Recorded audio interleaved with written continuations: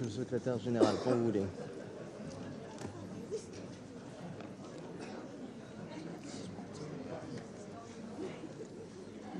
Merci de tous. Alors.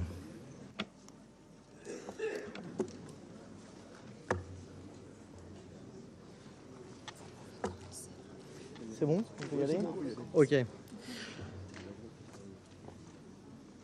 Donc la 9534e The 9534th meeting of the Security Council is called to order. L'ordre du jour provisoire de provisional la agenda présente for séance this est la meeting situation au the Moyen-Orient, situation y in the Middle compris East, la question including the palestinienne. Palestinian question. Je considère que l'ordre du jour est I donc deem the agenda approuvé. adopted. Je souhaite chaleureusement la I bienvenue would au like to secrétaire warmly général, welcome the Secretary aux General, ministres et aux autres représentants de haut niveau présents dans la ministers and salle other high-level du Conseil de representatives sécurité. present in the Votre Security Council présence chamber. aujourd'hui témoigne Your de presence in the room l'importance today de la underscores question the à importance l'examen. of the subject matter Vous under avez devant discussion. vous la liste des orateurs Before et each of you, oratrices you ayant should have a demandé list à of participer speakers en vertu de who l'article requested to participate 37 in et accordance 39 with du rules règlement intérieur 37 and provisoire du 39 of the Conseil. Council's provisional Et rules of conformément à procedure, la pratique as well établie en as la matière, je the propose qu'ils established soient practice of the invités à Council in this participer area. à la présente We séance. propose that they may be invited to Est-ce participate qu'il y in a this meeting. des objections? Are there any objections? Je considère que non. I see none. Le Conseil de sécurité va The maintenant Security aborder Council l'examen will du now point 2 begin its de l'ordre consideration du of jour. item 2 Je donne maintenant on la today's parole agenda. au secrétaire I now général, give son the Excellence floor Monsieur to the Antonio Secretary General, Gutiérrez. His Excellency Vous avez la Antonio parole, Guterres. Monsieur le You secrétaire have the général. floor, Secretary General. Mr. President, Excellencies, over 100 days have passed since more than 1,200 Israelis and others were killed in the horrific terror attacks launched by Hamas against Israel, with over 250 people taken hostage. For all those affected, these have been 100 days of heartache and anguish.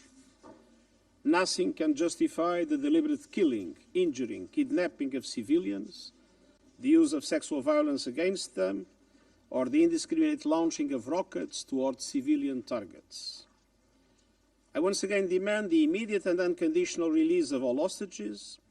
In the interim, they must be treated humanely and allowed to receive visits and assistance from the Red Cross. Last week in Davos, I had another moving meeting with families of hostages, and in this case, even some former hostages themselves. Since the beginning, I have maintained close contact with Qatari and Egyptian authorities on the efforts for their release. And yesterday, I received from the Israeli mission a list of many of the remaining hostages. It was also reported yesterday that Israel is proposing a 2-month pause in hostilities in exchange for a phased release of all remaining hostages.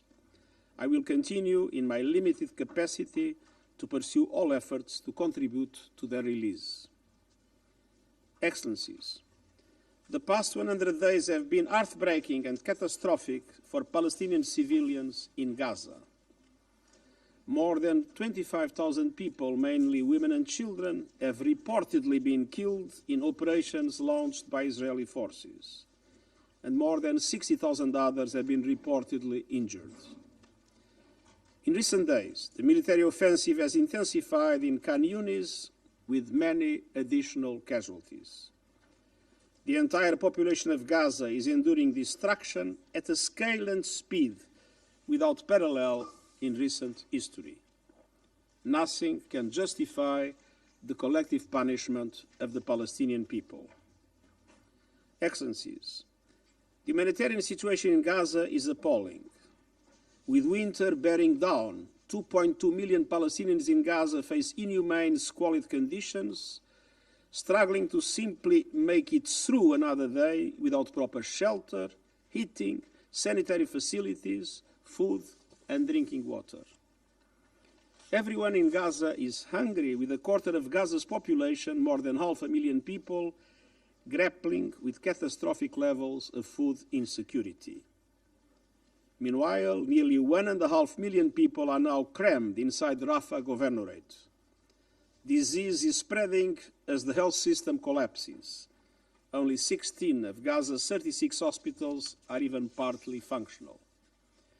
That means the people of Gaza not only risk being killed or injured by relentless bombardments, they also run a growing chance of contracting infectious diseases like hepatitis I, dysentery, cholera. Without functioning hospitals and with minimal opportunities for patients to exit Gaza, thousands suffering from chronic diseases like cancer and kidney failure are at risk of dying. A functioning medical evacuation system is urgently needed. Excellencies, in the face of colossal human suffering and enormous obstacles, our United Nations humanitarian operations are striving to deliver. Tragically, 153 of our colleagues have been killed, a source of bottomless grief for us all. At the same time, the women and men of the United Nations, alongside our partners in Gaza, are working heroically every day to reach people in need. Many have lost loved ones and left behind shattered homes. They have been distributing ready-to-eat meals and other food items to shelters. They are supporting the very few bakeries that are still functioning. They are delivering medicines, medical supplies, bottled water and tracked water, hygiene kits and cleaning kits, tents, tarpaulin sheets and blankets, but in quantities that are far from enough. In the south, food distributions are helping to bring down prices, and 250,000 Palestinians in Gaza were able to buy bread at a subsidized price. I welcome the agreement facilitated by Qatar and France of an operation to deliver additional medicines and healthcare supplies to civilians in Gaza and to hostages held in Gaza. And I also welcome Israel's announcement that it will allow a United Nations assessment mission to the north, but that mission is on hold because of renewed fighting. Under Secretary General Sigrid Kaag started her work as Senior Humanitarian and Reconstruction Coordinator for Gaza on 8 January, in line with Security Council Resolution 2720. She visited Gaza today and will update you next week on our overall efforts. I ask all parties to the conflict to cooperate with her as demanded by the Security Council. Excellencies, let's face it, despite all the efforts I described, no effective humanitarian aid operation can function under the conditions that have been forced on Palestinians in Gaza and those doing everything possible to help them. The quantity of aid is highly insufficient in light of needs. It is fantasy to think that 2.2 million people can survive on aid alone. Basic commodities from the private sector must enter in meaningful quantities, as they did for many years before the current fighting. This is essential to address rising needs and avert both a complete breakdown and ever-mounting death toll. For our part, we are determined to do much more to scale up the distribution of food items, tents and shelter materials, medicines, clean water and spare parts to repair critical sanitation infrastructure. Excellencies, humanitarian delivery is not an exercise of counting trucks. It is about ensuring the right volume and quality of assistance reaches people in need in line with Security Council Resolution 2720. But to be able to do our work, a set of operational requirements must be met. We need safety. We are operating in a war zone. The current humanitarian notification mechanisms do not offer any real confidence for operations and planning humanitarian responses. A number of serious incidents have shown how these essential mechanisms need to be substantially improved. Safety also entails reliable and cleared roads inside Gaza and unimpeded crossings and checkpoints. We need to be equipped to do our job. This includes telecommunications equipment, so convoys can communicate with each other, armored vehicles and protective gear, given the ongoing hostilities and widespread contamination with explosives remnants of war, far greater logistical capacity, spare parts for infrastructure such as desalination plants and other critical humanitarian items. We are grateful to Member States for their funding support. We are finally seeing a few signs of progress in the authorization of entry permits for certain goods and some measures to reduce screening and crossing times. But we still face a cumbersome process of verifications and multiple unjustified rejections of desperately needed items. We need more crossing points into Gaza to reduce congestion and avoid checkpoints.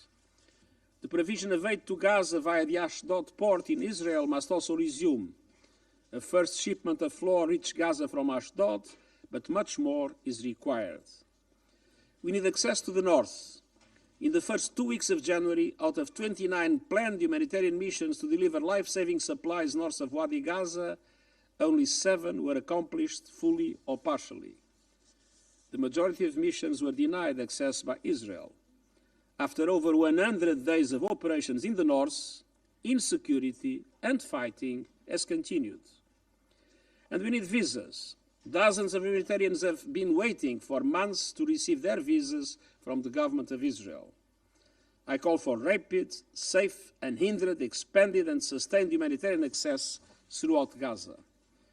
And I repeat my call for an end to all violations of international humanitarian law. The use of human shields is unacceptable, as are the unprecedented levels of devastation and civilian killings.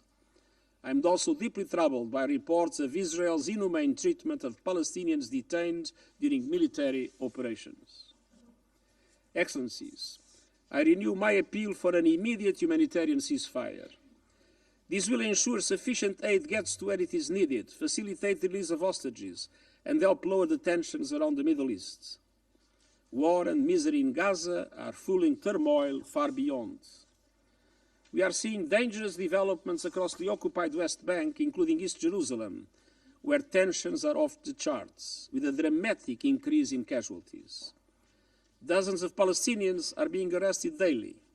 Over 6,000 Palestinians were detained since 7th October, with many subsequently released. And settler violence is also another major concern. The demolition and seizure of Palestinian-owned houses and other structures continues, and the Palestinian economy is in crisis. Israel's withholding of a significant portion of Palestinian tax revenues, the continued prohibition of nearly all Palestinian workers entering Israel since 7th October, and severe movement and access restrictions across the West Bank are all contributing to soaring unemployment and poverty. I hope that ongoing negotiations will allow for the full payment of employees of the Palestinian Authority. Excellencies, the risks of broader regional escalation are now becoming a reality. Turning to the north, daily exchanges of fire across the Blue Line, including strikes on civilian areas, have killed 6 Israelis and 25 Lebanese civilians and driven tens of thousands from their homes on both sides. The risk of miscalculation is dangerously high. I urge all parties to refrain from aggressive rhetoric and to immediately end activities that could further inflame tensions. My special coordinators and I continue our extensive outreach to all key stakeholders to reduce regional tensions, and I welcome the efforts of the United States and several European and Arab governments for a negotiated de-escalation. The situation in the Red Sea is also deeply worrying. Houthi attacks are disrupting global trade. These have been followed by airstrikes by the United States and the United Kingdom on Houthi positions in Yemen. De-escalation is essential, and all attacks on merchant and commercial vessels in the Red Sea must cease immediately. Meanwhile, there are almost daily attacks on facilities hosting US and international coalition forces in Iraq and Syria. In response, the United States has launched airstrikes targeting individuals and groups suspected of these actions. And in Syria, airstrikes that Iran and Syria have attributed to Israel have targeted officials of Hamas and the Islamic Revolutionary Guard Corps of Iran. I urge all parties to step back from the brink and to consider the horrendous human cost of a regional conflict. Beyond the need for immediate de-escalation, each situation demands the implementation of a clear political roadmap that would contribute to long-term regional stability. In Syria, that is the UN-facilitated political solution in line with Security Council Resolution 2254 that meets the needs of all Syrians. Along the Blue Line, we need full implementation of Security Council Resolution 1701. and Yemen, the establishment of a UN roadmap to implement the commitments made by the parties and prepare for a Yemeni-owned inclusive political process under UN auspices. Excellencies, a lasting end to the Israeli-Palestinian conflict can only come through a two-state solution.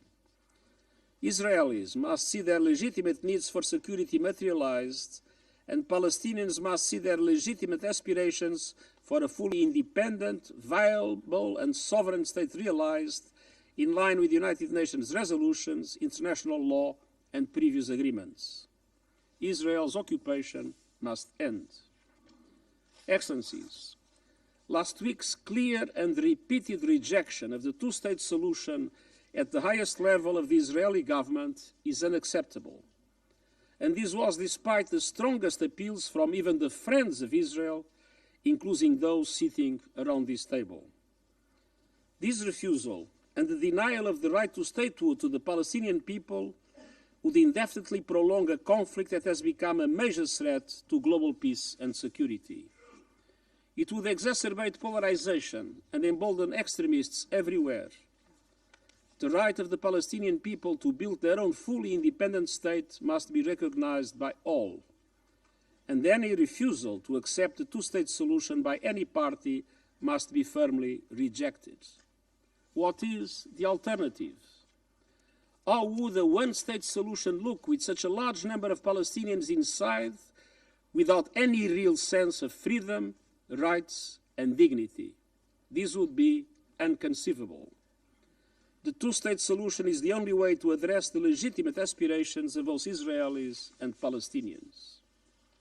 Monsieur le Président, Excellences, Mr. President, Excellencies, le rôle de la communauté the role of internationale the est international clair. community is Nous clear. devons nous unir We pour must soutenir les unite Israéliens et to les support Palestiniens Israelis afin qu'ils and prennent des mesures Palestinians fortes en so that they can faveur take strong d'un steps véritable in favor of processus a de paix. true peace process. Au cours des 2 dernières Over décennies, the last two la solution à decades, deux États a été the two-state critiquée, solution has dénigrée been criticized, et laissée pour denigrated, morte à and maintes reprises. left for dead time and again. Cependant, elle reste le seul moyen de Nonetheless, parvenir à une paix it durable et is and it équitable remains the only en way to Israël, en achieve a Palestine et dans lasting, la région equitable tout peace in entière. Israel, in Palestine, Comme and nous across the l'avons entire tragiquement region. vu au cours As des we have 3 tragically derniers mois, seen over the last 3 c'est aussi la months, seule it's voie pour also sortir des the cycles only sans way fin out de of the peur, endless de cycle haine of et de fear, violence. hatred and violence. Cette période terrible pour This les terrible Israéliens et les period for Palestiniens Israelis and doit inciter Palestinians les parties au must conflit encourage the ainsi que la parties to the communauté conflict and internationale the international à community agir avec to act courage et with courage and détermination pour determination parvenir à to une paix achieve juste a et just durable. and Et je vous lasting remercie. peace. Thank you. Je remercie le secrétaire I général thank the de sa Secretary déclaration. General Je for donne à his présent la parole briefing. à I son now give the Excellence floor to His Mohamed Excellency Riyad Al-Malaki, Mr. le Riyad ministre Al-Maliki, des Minister Affaires of Foreign étrangères Affairs et des and expatriés de l'État expatriates observateur of de the Observer Palestine. State Vous of avez Palestine. la parole, Monsieur le You ministre. have the floor, sir.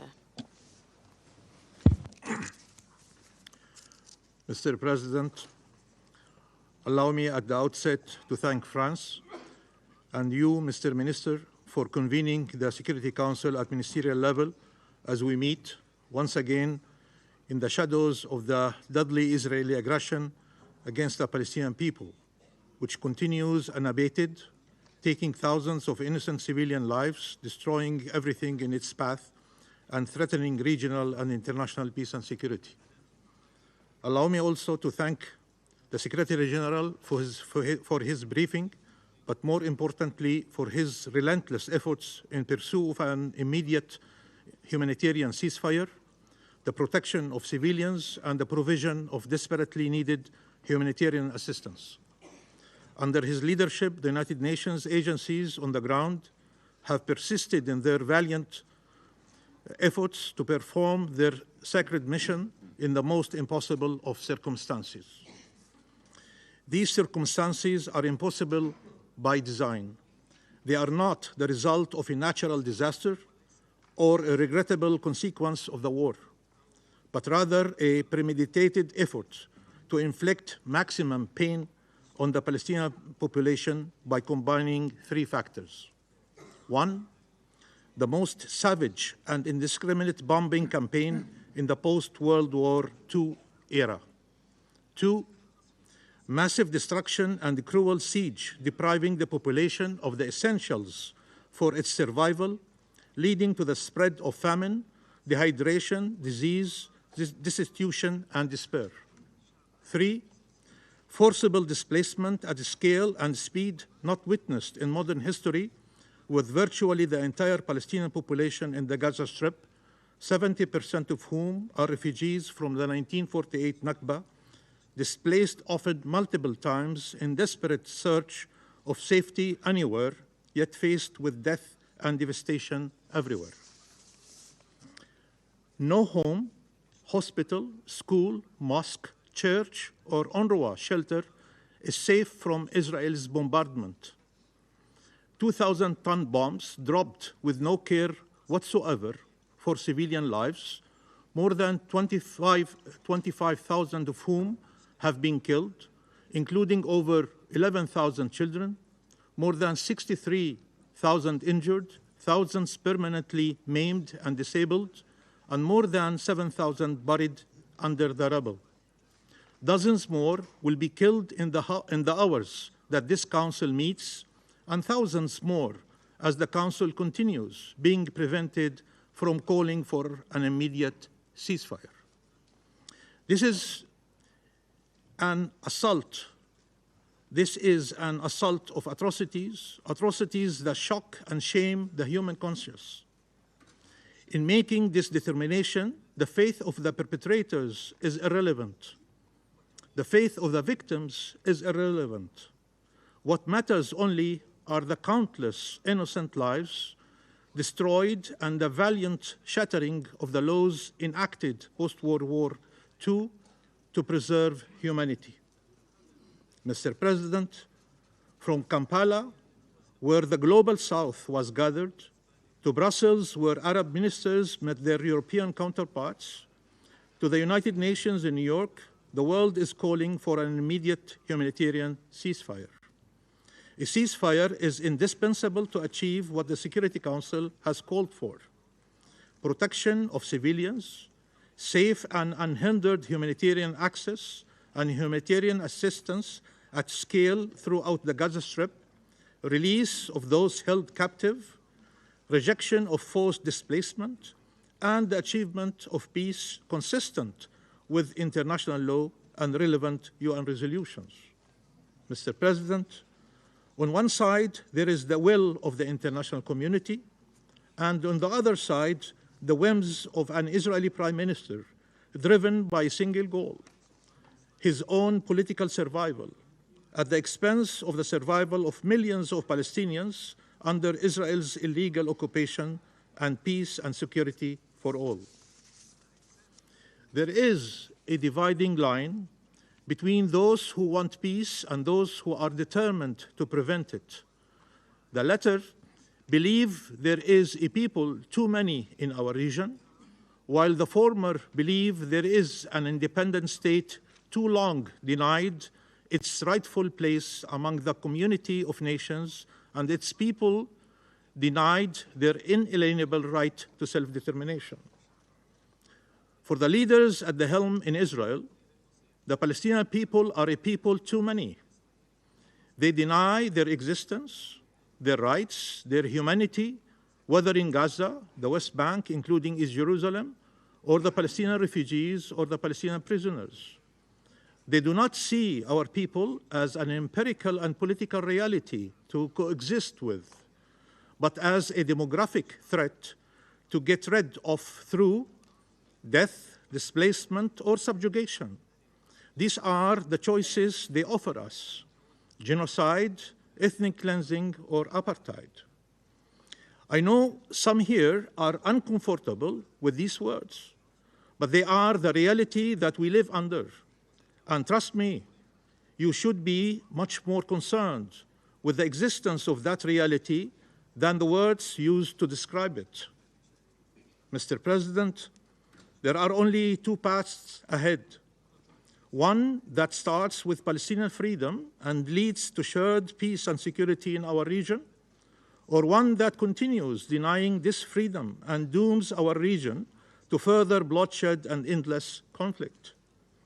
The Arab world has been unequivocal in choosing the first path, the one that enjoys support by the international community as a whole.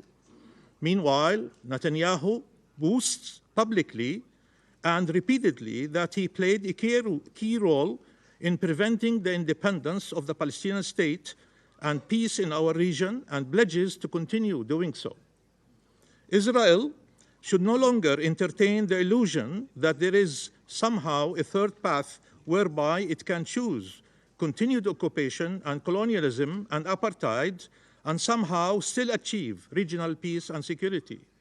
This is not a viable path, nor a legitimate path.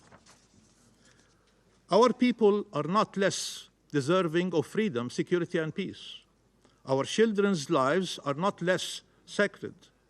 Our cause is just, and resilience, and the resilience and steadfastness of our people, their sumud, is epic and worthy of the international solidarity they have received from across the globe. But as Mahmoud Darwish has said, their hope is for a normal life, where they are neither heroes nor victims, a life where they are able to live, to thrive, to see their children grow, see them be and come whatever they wish to be. They should not have to fight every day for their survival, for their most basic and most fundamental rights, for their simple dream to live in freedom and dignity on their ancestor land. The Nakba should not be prolonged any further, nor repeated time and time again. It must come to an immediate end. It is time for international law and UN resolutions to be respected fully and for non-compliance to be penalized. It is time for accountability. Justice is paramount. It is the foundation of any sustainable peace. Attempts to frame the pursuit of justice as somehow contradictory to peace must cease. It is time to convene an international peace conference with a clear objective, upholding international law and implementing UN resolutions through resolute action by all states, organizations, and the UN. It is time for recognizing the admission of the State of Palestine to the UN. We were not granted a veto right over Israel's admission to the United Nations 75 years ago. Israel does not have a veto right over the admission of the State of Palestine 75 years later. The international consensus on two states in this land must be upheld in word and deed. There can be no more pretext for endless delay and obstruction. The disregard for Palestinian life, for international law, for the regional and international will to bring about just and lasting peace should no longer be tolerated. We are running out of time. There are two choices: spreading fire or a ceasefire. The alternative to freedom, justice, and peace is what is happening now. We must make sure it stops now, and we must make sure it never happens again. Never again. Thank you. Je remercie son Excellence, Monsieur Al-Maliki, de sa déclaration. Je donne maintenant la parole au représentant d'Israël. Vous avez la parole. Thank you, Mr. President. Mr. President, at the outset, I wish to thank France and to congratulate you on your recent appointment and wish you the best in your crucial position. Today, you have a historic opportunity to shift the focus of this Council to the real and grave security threats. The Middle East is suffering from a cancer, and up until today, the Security Council has only ever discussed providing aspirin.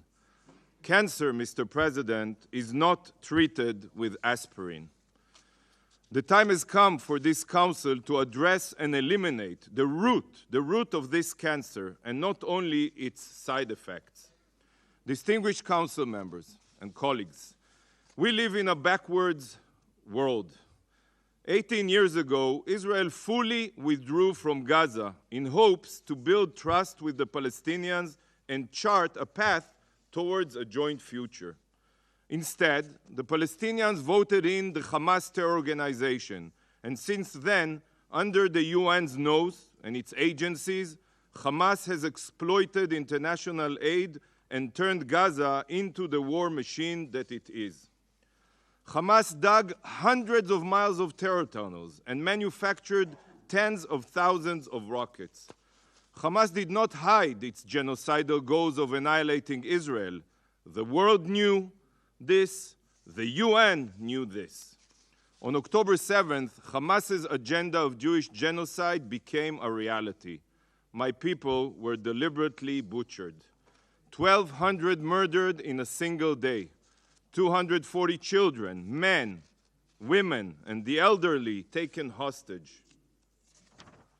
This act of sheer evil was proportionally 20 times bigger than 9/11, 20 times. And Hamas leadership have publicly sworn to commit such massacre again and again and again until Israel is destroyed. Yet, shockingly, many here on the Security Council are advocating for a permanent ceasefire, while giving no thought to the implications. What do you think will happen if there is a ceasefire? I will tell you what will happen. Hamas will remain in power, they will regroup and rearm, and soon Israelis will face another attempted Holocaust. Is this the outcome you seek for all of us? That once again Israel will be forced to carry out another defensive operation in Gaza? Do you truly expect us to leave our hostages in Hamas terror tunnels? As long as Hamas remains in power, a very dark future is inevitable for all of us. How can you call for a ceasefire and mention a solution to the conflict at the same time? This is a complete oxymoron. You cannot have both. It's impossible. Hamas seeks to annihilate Israel, and if you support a position that will leave Hamas in power, you cannot pretend to wish for a solution to the conflict. The past 18 years have proven this. But dear friends, there is a formula that can end the bloodshed, and if the Council stands united behind it, then it will materialize. Should Hamas turn in those responsible for October 7th, and should Hamas release all the hostages, this war would be over immediately. This is not a war that Israel chose, but we will defend our future just as each of you would defend the future of your country. Colleagues, today's meeting demonstrates the pinnacle of the UN's absurdity. Hamas and the Palestinian Islamic Jihad are vile terrorists, but these forces of terror are a mere symptom of the true security threat in the region and beyond. There is a regime responsible for sponsoring 90% of Hamas's terror budget, as well as arming them and training them. This is the same regime that supplies Hezbollah with precision missiles and provides the Houthis with ballistic missiles. And all this is carried out in order to wreak havoc and instability in the Middle East. And soon, these acts of terror will be carried out under a nuclear umbrella. Yet, the Council basically ignores this enormous threat, the threat that is the Ayatollah regime of Iran. How absurd is it that the foreign minister of the #1 state sponsor of terrorism that aspires to destabilize the Middle East is here today to address the Council? Can you imagine Hitler's foreign minister participating in a serious discussion on how to defend the Jews during the Holocaust? This is an upside-down world. The representative of a regime that publicly calls for the annihilation of the State of Israel publicly is advising on how to solve the Israeli-Palestinian conflict, a truly upside-down world. Colleagues, we hear calls to avoid a spillover of the conflict. I want to clarify. This spillover is not happening magically. It was planned and instructed. The person directly responsible for the terror attacks throughout the region, for this spillover since October 7th, will be sitting here soon. Minister Abdelhayan represents the regime that arms and instructs Hezbollah to target our civilians. He represents the regime that transfers weapons and intelligence to the Houthis. Without Iran, the Houthis would not have advanced cruise missiles or UAVs to target merchant vessels in the Red Sea. Look at this picture. These are Iranian weapons that were seized by the US Navy on their way to the Houthis. This is clear proof of who is masterminding this so-called spillover. Mr. Secretary General, has Iran's foreign minister come here to be held accountable? We all know the answer.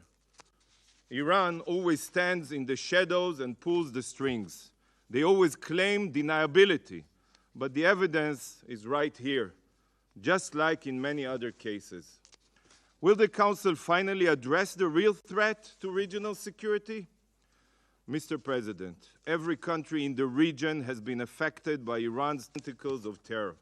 Saudi Arabia has been attacked with Iranian-supplied UAVs and ballistic missiles. The United Arab Emirates suffered several drone and missile attacks on its soil, including a strike on the Abu Dhabi airport. And recent Iranian strikes in Iraq, Syria, and Pakistan are further proof that Iran will stop at nothing to expand its Shiite hegemony. In Lebanon, just as in Yemen, Iraq, and Syria, Iran is the architect of instability. Even the people of Iran themselves suffer daily, and you know it. The Iranian regime murders women, murders innocent protesters, and just yesterday, another innocent Iranian, Muhammad Qubadlu, was executed. And while innocent Iranians swing from the gallows, Minister Abdelhayan will sit here and lecture us on the sanctity of human life. Iran is even responsible for arming and training the Polisario Front to carry out terror attacks in Morocco. And its hegemonic ambitions can be felt in Sudan, Mali, and Niger as well. But Iran's terror doesn't end only in the Middle East or Africa. Albania was hit with an Iranian cyber attack. And as we all know, Iranian drones are being used by Russia to kill civilians in Ukraine. Iran's terror will reach all of you. We all know this, even Russia, who collaborates with Iran.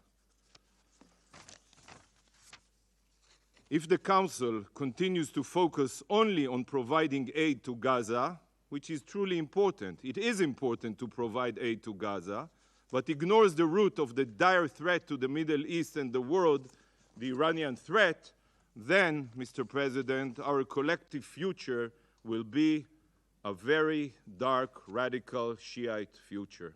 Thank you, Mr. President. Je remercie le représentant d'Israël de sa déclaration. Je vais maintenant faire une déclaration en ma qualité de ministre de l'Europe et des Affaires étrangères de la France. Monsieur le secrétaire général, mesdames et messieurs les ministres, mesdames et messieurs les ambassadeurs, mesdames et messieurs en grade de qualité, j'ai pris l'initiative de tenir ce débat du Conseil de sécurité au niveau ministériel sous notre présidence. Je remercie le secrétaire général de son discours fort et souhaiterais à titre national revenir également sur la situation tragique à Gaza, sur le risque d'embrasement dans la région, car ce risque est réel. Face à ce qui se joue entre Israéliens et Palestiniens, deux chemins sont possibles pour ce Conseil. Il y a d'une part le choix de ceux qui font le choix de la division, de la polémique, de la surenchère, le choix de souffler sur les braises, le choix de ceux qui envahissent leurs voisins, bafouent sa souveraineté en Ukraine comme au Moyen-Orient et cherchent ici la division plutôt que l'unité. Je ferai pour ma part un autre choix en disant deux choses. Nous pouvons, nous devons être solidaires à la fois des Israéliens et des Palestiniens. Nous pouvons, nous devons dire à chacun les choses difficiles. La France agit au nom du bien des peuples, au nom de la paix. Elle est amie d'Israël. France is a friend of Israel, just as it is a friend of the Palestinian people.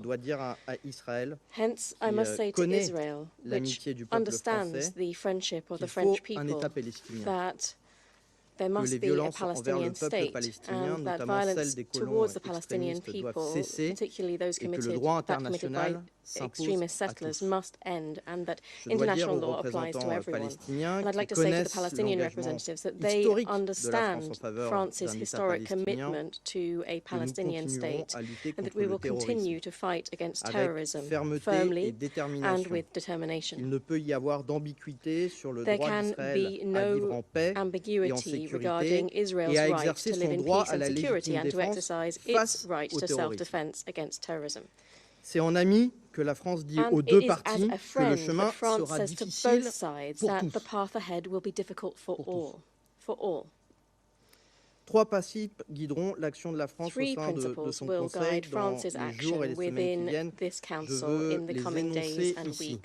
D'abord, le principe d'humanité. Tous les otages doivent être libérés immédiatement et sans condition. C'est un besoin impérieux. Nous avons cessé de le demander. Ce Conseil aussi l'a demandé de manière très claire. Au nom de ce principe d'humanité, nous devons condamner sans équivoque et sans tarder davantage les attaques terroristes, des attaques massives, barbares, abominables, des attaques commises par des terroristes. Notre Conseil doit aussi ouvrir les yeux sur les violences sexuelles que ces terroristes ont utilisées comme arme de guerre. Au nom de ce principe d'humanité encore, in the name of this principle of humanity, I say again, we must act in favor of the civilian population in Gaza, and we must establish a ceasefire. The suffering that they have experienced is appalling. France is one of those within this council that is acting. The President of the Republic, Emmanuel Macron, took the initiative to hold an international humanitarian conference. €1 billion in humanitarian aid for civilians in Gaza was announced there. And once again, I'd like to appeal today to all international partners to remain mobilized. France is now one of the main supporters of civilians in Gaza, in particular because we have massively stepped up the French contribution to UNRWA. Of the 100 million in humanitarian aid that France announced for Gaza in November, more than half of it will be channeled through UNRWA. In 2024, we will further support Palestinians by mobilizing an additional 100 million euros. Nos actions sont également concrètes dans la région. We're also taking tangible steps in the region. 1,000 tons of cargo have moved through Egypt. 1,000 medical interventions have been delivered in full cooperation with Egypt on the naval vessel Dixmude. We've also parachuted humanitarian cargo into Gaza with the assistance of Jordan. The Council, in its 2 humanitarian resolutions, set out some requirements, and they must be respected. We hear the suffering of the women, men, and the children of Gaza. We hear the powerlessness of humanitarian workers, civilians, civilian infrastructure, hospitals, and schools must be protected. Humanitarian workers, both of the United Nations, the ICRC, and other organizations on the ground must also be able to be protected. I'd like to pay tribute to their courage, their commitment, and their devotion. I'd like to say to them that France will continue to support them tirelessly, and we will not give up. I'd also like to say that they must be able to use all necessary crossing points and deliver vital supplies up to the north of the Gaza Strip, beyond Wadi Gaza. We must immediately work on a lasting ceasefire, which alone will bring an end to this suffering. Ladies and gentlemen, the second principle that will guide France's action is justice. This war and this atrocious suffering obliges us and obliges this Council to act. It is our duty to do our utmost to seek a political solution to the Israeli-Palestinian conflict. To do this, we must relaunch the peace process, and we must do so in a decisive and credible manner. We understand the parameters of the solution, that is, 2 states living side by side in peace and security within safe, recognized recognized borders along the lines of 1967 lines, with each having Jerusalem as its capital. This is the framework set out in international law. It's also France's constant position, and it's also why it isn't for Israel nor for anyone else to decide for Palestinians how they will be governed tomorrow, nor the scope of their sovereignty. And in this two-state solution, we must also, starting now, think about the future of Gaza. As I was saying, it's not for Israel to decide as to the fate of the Palestinian population in Gaza, nor where they should live on their land. It falls to the Palestinian Authority that we support to be able to fully exercise its full authority. And in order to ensure that this becomes a reality, the UN has and will have an important role to play. In this regard, I would like to congratulate Ms. Sigrid Kaag for her appointment as coordinator for humanitarian action and reconstruction in Gaza. The full international community must be mobilized to rebuild Gaza. The situation in the West Bank requires our full attention. The violence perpetrated by settlers against the Palestinian civilian population is unacceptable. Once again, we condemn this violence. It must immediately end. With its partners, France will, at the right time, take necessary initiatives so that this Council is seized of all of these political issues.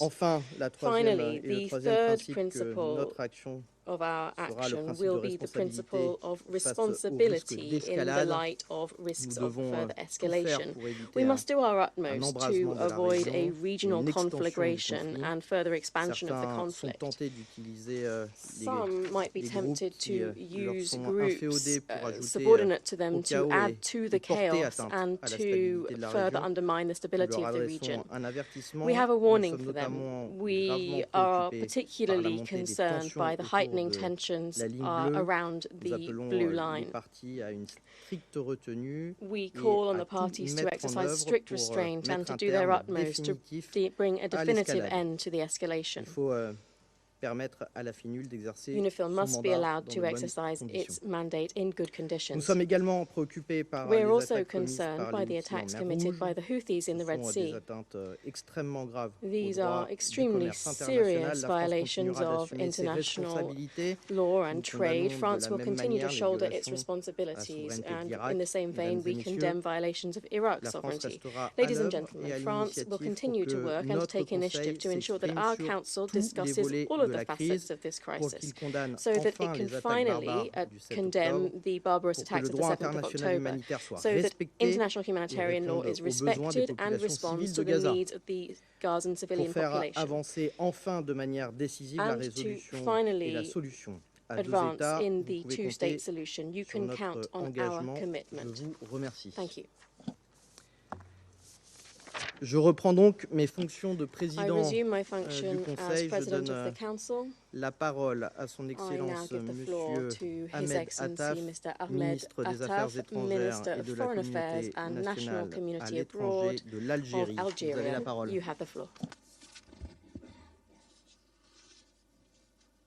بسم الله الرحمن الرحيم. شكرا سيد الرئيس.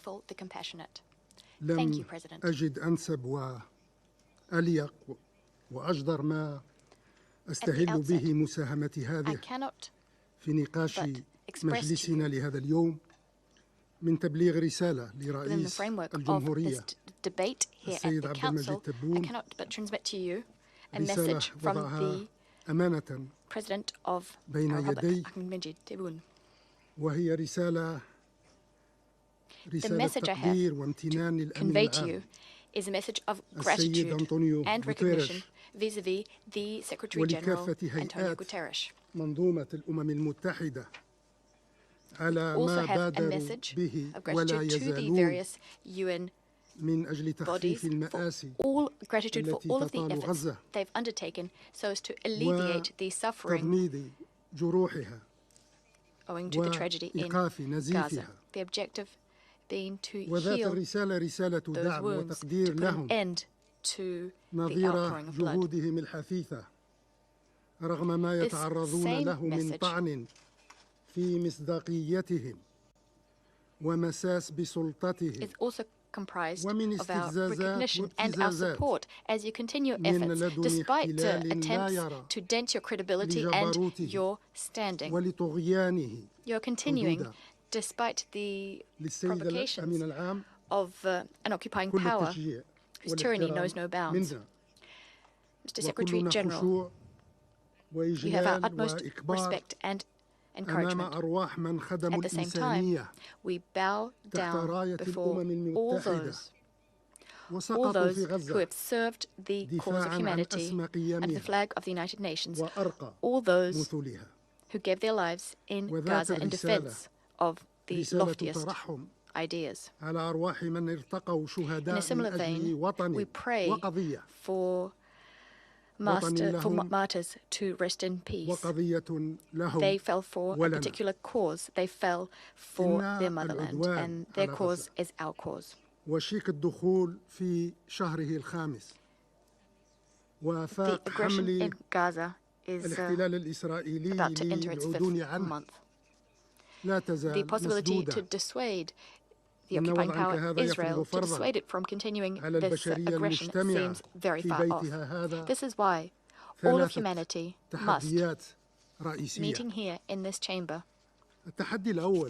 must confront 3 key challenges. The first challenge is ensuring respect for resolutions, for laws and other legislation, مع الخروقات الجسيمة لكل ما أقرته لضمان تعايش سلمي وحضاري ومتمدن بين أعضائها. التحدي الثاني وهو تحدي عدم القبول بأن ينصب عضو من أعضائها نفسه فوق الجميع ويستفيد من معاملات We need to ensure that no member believes that they deserve better treatment than others. None should receive special treatment, exemptions, exceptions, selective privileges, and unjustified and unacceptable immunities. That is the second challenge. The third challenge is the need to the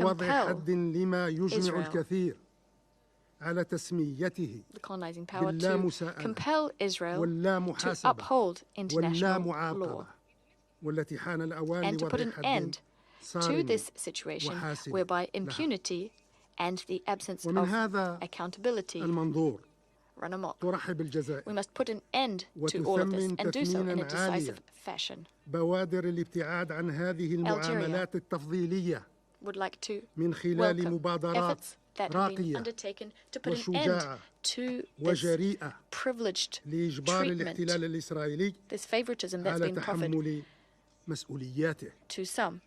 We welcome the excellent, the valiant initiatives that have been put forward, the objective being to put an end to this situation, to compel the occupying power Israel to shoulder its responsibilities. I am referring to the initiative of the President, His Excellency Ahmad, to bring together lawyers as well as various organizations, international judicial bodies, so as to bring to justice the occupying power Israel, and to do this in international bodies. I'd also like to refer to South Africa's initiative in particular.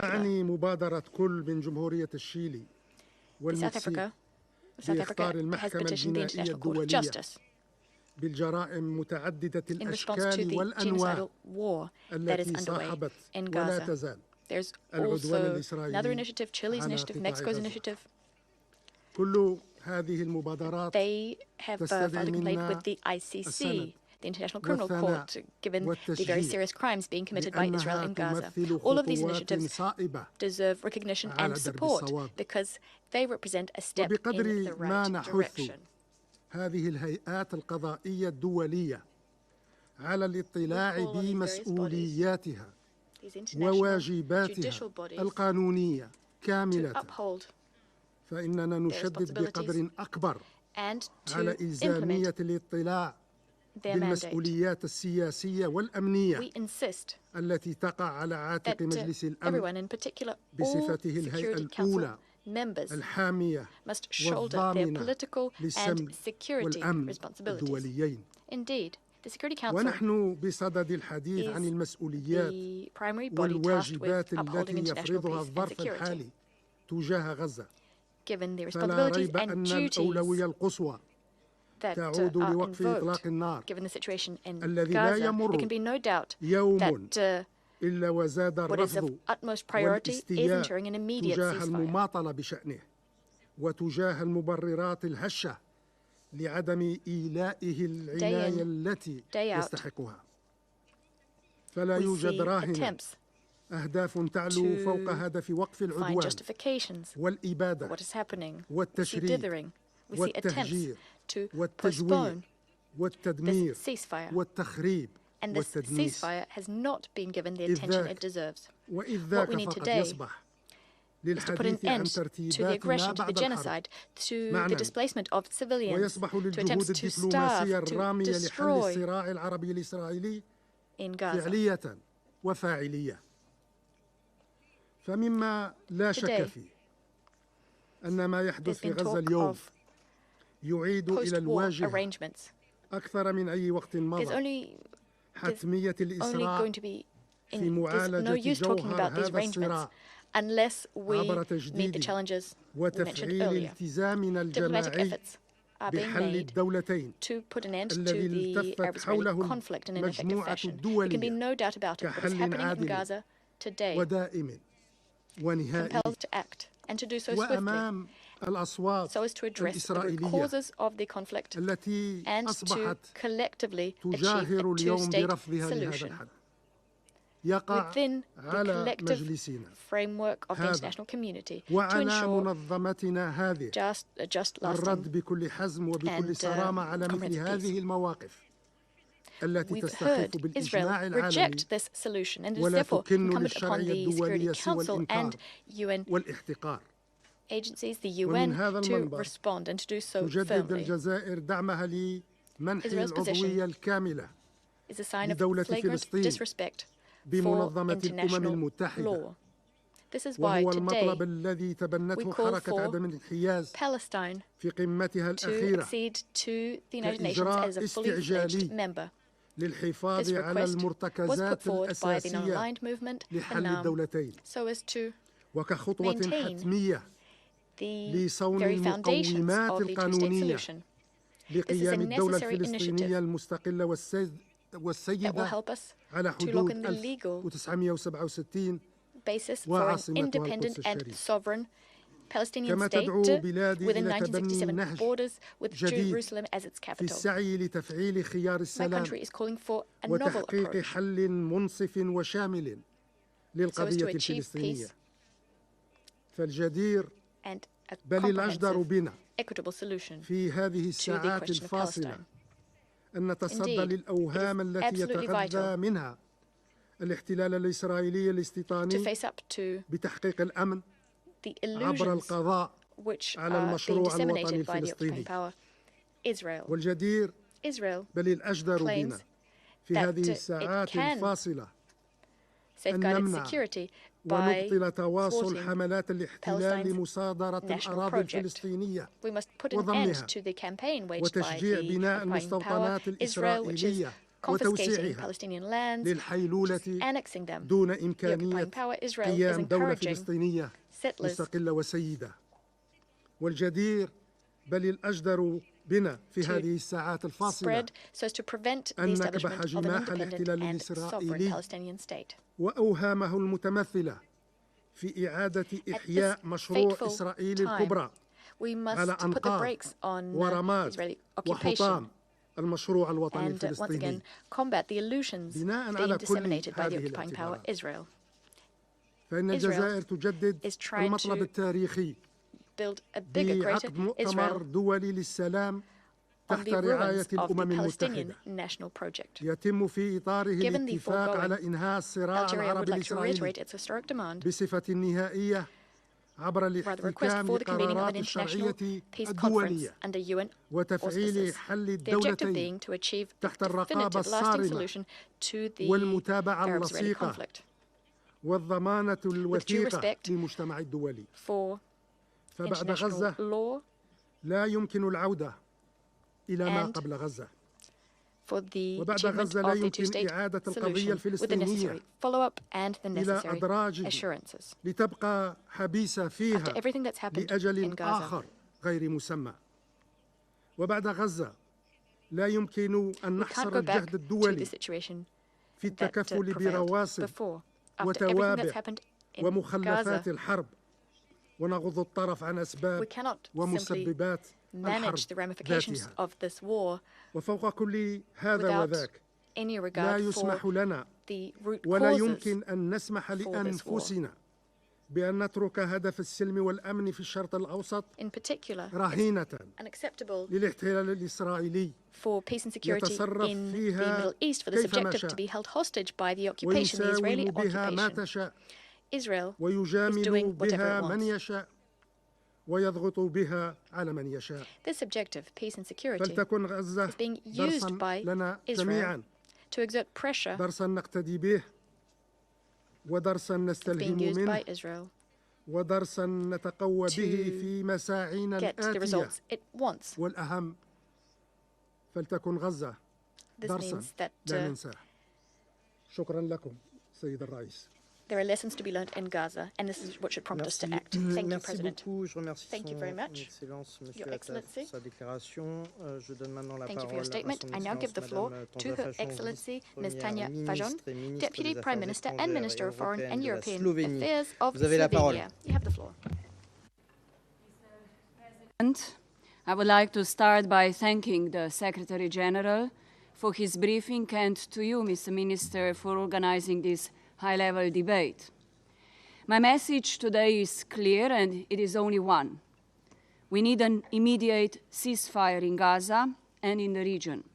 So let me try to explain our reasoning behind the call for a ceasefire. Only a ceasefire respected by all parties to the conflict will bring about the protection of civilians. Over 100 days of the conflict have led to too many civilian casualties on all sides. 1 in every 100 Palestinians in Gaza has been killed. And enough is enough. The vast majority of those killed in Gaza are women and children. They are starving in overcrowded and unsafe shelters with a collapsed health system. Only a ceasefire will enable the delivery of humanitarian assistance at the scale required. The humanitarian community has an impossible mission while facing a multitude of challenges. If we want humanity to prevail, we must lay the foundations for a meaningful humanitarian action, and it's our collective responsibility. Only a ceasefire will provide for creating the conditions for the safe return of displaced people. Let me be clear that we reject and condemn statements by Israeli officials proposing the mass displacement of Palestinians from Gaza. However, we are also deeply concerned about the conditions internally displaced Palestinians in Gaza are living in. People are forced to flee and flee again, being pushed to safe zones which are later bombed. We need conditions for safe returns on all sides in Gaza, the West Bank, Israel, and Lebanon. Only a ceasefire and a renewed vision of a two-state solution will prevent the proliferation of extremism and extremist ideologies. Slovenia condemns all forms of terror, and Slovenia condemns the terrorist attacks of Hamas on 7 October, their continuing attacks on Israel, and we repeat our call for the immediate and unconditional release of all hostages and for granting the ICRC access to them. A ceasefire has to bring them home. And only a ceasefire will bring about the conditions for peace. The current hostilities and decades-long tensions are providing neither peace nor security for anyone in the region. There is no military solution to the conflict, and the only way to peace is a two-state solution. I therefore repeat my call to start preparing an international peace conference to address all the puzzle pieces of a two-state solution in a comprehensive manner. We have to be serious about that. We, as the Security Council, need to push forward discussions about the day after. Gaza and West Bank belongs to Palestinians. A ceasefire will also enable accountability. We cannot turn a blind eye to all the violations which have taken place in recent months. From the terrorist attack on 7th of October and accounts of sexual violence by Hamas to all violations of international law, including international humanitarian law and human rights law. A strong international legal system is a guarantee for international peace and security. Only a ceasefire would calm and help to calm the region. During my last speech at this council, I spoke of potential spillover. I'm afraid this conflict has already generated or served as a pretext to generate further escalation in the West Bank, along the Blue Line and in the Red Sea. We condemn Houthi attacks in the Red Sea, which must immediately cease. Freedom of navigation and maritime security are critically important for the movement of essential goods, including food, fuel, and critical humanitarian assistance intended to reach populations across the world. Tensions in the regions are mounting, and we will soon reach a point of no return.